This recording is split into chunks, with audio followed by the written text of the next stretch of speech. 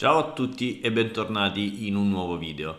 Riprovo a fare video così in prima persona, visto che di qualcuno mi ha detto che gli mancava il mio bel faccione e quindi ci riproviamo.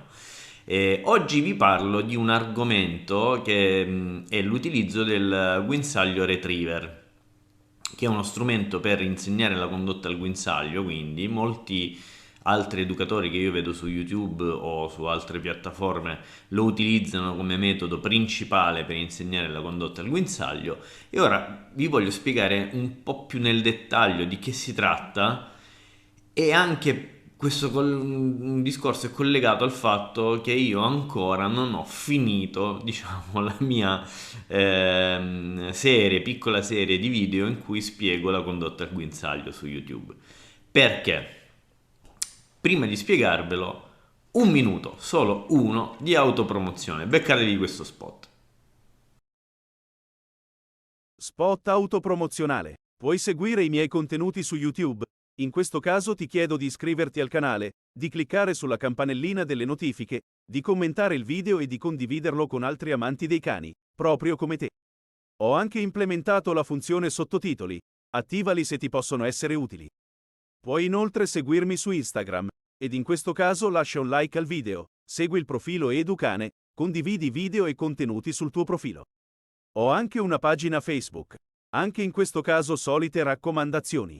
Segui la pagina, lascia un like ai contenuti, condividi e commenta. Come sempre, se hai bisogno di una consulenza comportamentale dedicata, puoi contattarmi su Telegram. Infine, se vuoi supportare il mio lavoro, troverai in descrizione un link per potermi aiutare con una donazione PayPal.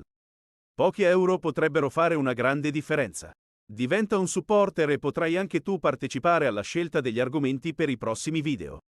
Grazie mille, e mi raccomando, segui il video fino alla fine. Allora, perché? Dicevamo. In effetti, utilizzare il guinzaglio retriever per insegnare al cane la condotta al guinzaglio è un buon sistema. Effettivamente, di tutti quelli che sono i sistemi che vedete su YouTube o su altre piattaforme da altri educatori, sia italiani che non, quello con il guinzaglio retriever è il più efficace, anche tecnicamente, visto diciamo da uno come me, vi posso confermare che è uno dei più efficaci. Però, c'è un però, attenzione, il guinzaglio retriever, se non sapete qual è quella specie di cappio, insomma, fatto di corda, dove il guinzaglio è tutt'uno con il collare fondamentalmente. Il guinzaglio retriever, tecnicamente, altro non è che un collare a strozzo, o, se mettete il fermo, a semistrozzo, o strangolo, insomma, a seconda di come lo chiamate. Come abbiamo detto altre volte, questi sistemi non andrebbero utilizzati, non si usa un collare a strozzo, sta nelle mie 25 regole famose, e comunque è un metodo coercitivo.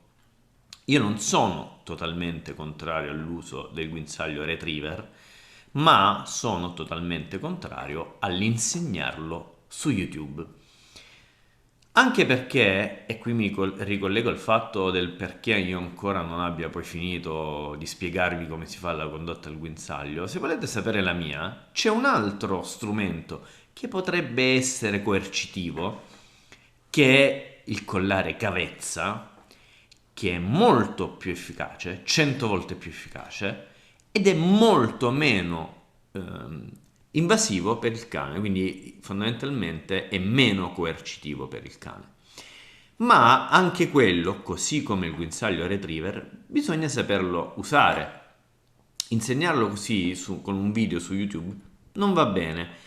Io mi sono reso conto con l'esperienza che anche spiegare semplicemente ad una persona, magari dal vivo, quindi spiegato per bene, cos'è un pet corrector, non ve lo spiego, andatevelo a cercare, che è una cosa proprio semplicissima, l'ABC, crea danni. Io ho visto gente in giro con questa caspita di bombolette di pet corrector come se fossero dei deodoranti, col cane che non se ne fregava assolutamente nulla, quindi ormai si era desensibilizzato al pet corrector, che è la cosa peggiore forse che possa succedere, e quindi io mi sono reso conto che non si può insegnare così con un semplice video, uno strumento potenzialmente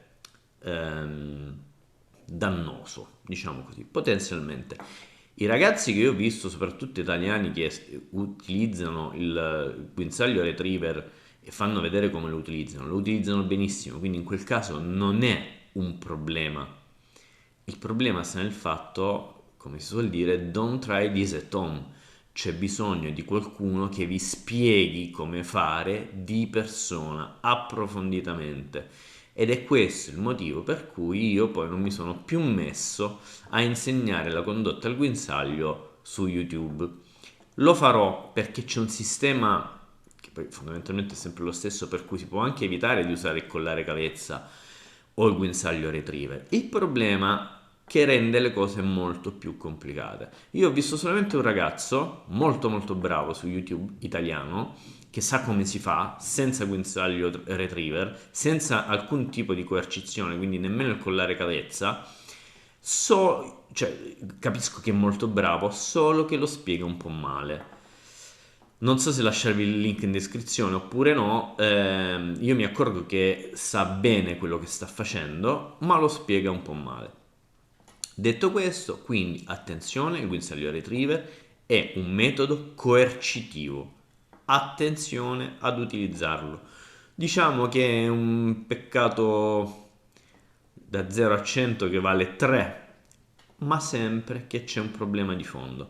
Poi ripeto, se volete utilizzare un metodo fondamentalmente che potrebbe essere coercitivo, utilizzate il collare cavezza che è molto meglio, ma non lo fate da soli, dovete essere seguiti da un educatore cinofilo. Questa è la morale della favola.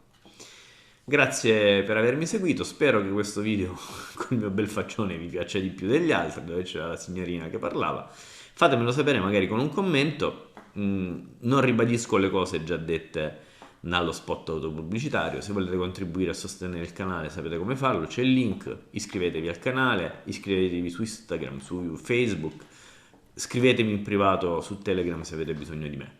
Ciao.